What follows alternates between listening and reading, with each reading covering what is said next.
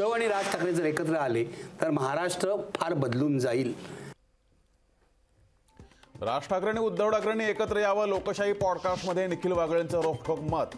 बाळासाहेब ठाकरेंनी राज ठाकरेंवर अन्याय केल्याचं वागळेंनी मांडलं मत। एकनाथ शिंदेंना सर्व काही उद्धव ठाकरेंनी दिलं, शिंदेंना भाजपही अडगळीत टाकेल, लोकशाही पॉडकास्टमध्ये निखिल वागळेंचं स्पष्ट मत। राज्यात कोरोनाचे 59 नवे रुग्ण, मुंबईत कोरोनाचे 16 नवे रुग्ण, तर राज्यातील सक्रिय रुग्णांची संख्या 273 वर। मराठ्यांच्या ताकदीमुळे जी.आर. निघाला, दगाफटका झाल्यास पुन्हा आझाद मैदान गाठू, विजयानंतर जरांगे पाटलांचा सरकारला इशारा। सगळे सोयरे कायद्याच्या कसोटीवर टिकणार नाहीत, झुंडशाहीनं कायदे नियम बदलता येत नाहीत, छगन भुजबळांची अध्यादेशानंतर प्रतिक्रिया। मराठा आरक्षणाच्या अध्यादेशाविरोधात कोर्टात जाणार, इतर वर्गांवर अन्याय न होऊ देण्याची माझी जबाबदारी, गुणरत्न सदावर्ते यांचं विधान।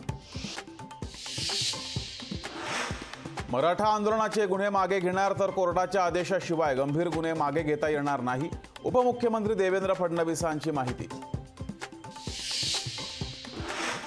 राज ठाकरेंकडून जरांगे पाटलांचं ट्विटद्वारे अभिनंदन, सगळ्या मागण्या मान्य, फक्त आरक्षण कधी मिळणार एकदा मुख्यमंत्र्यांना विचारा, तेव्हाच मराठा समाजाला खरी परिस्थिती समजेल, राज ठाकरेंचं ट्विट।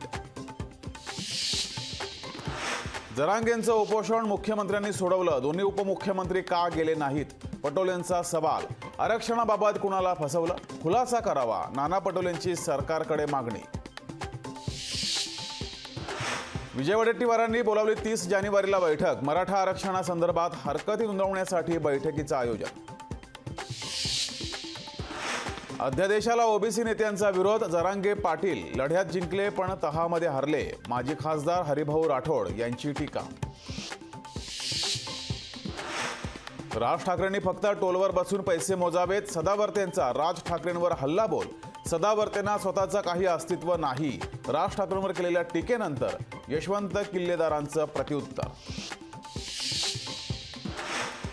आपलं सरकार देणारं नाही, घेणारं नाही, देणारं आहे, आम्ही मतासाठी नाही तर हितासाठी निर्णय घेणार, मुख्यमंत्री शिंदेंचा टोला।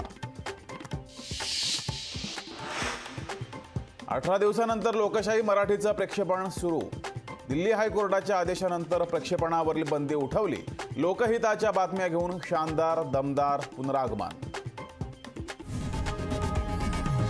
लोकशाही मराठी ऐका, पहा, जागरूक रहा।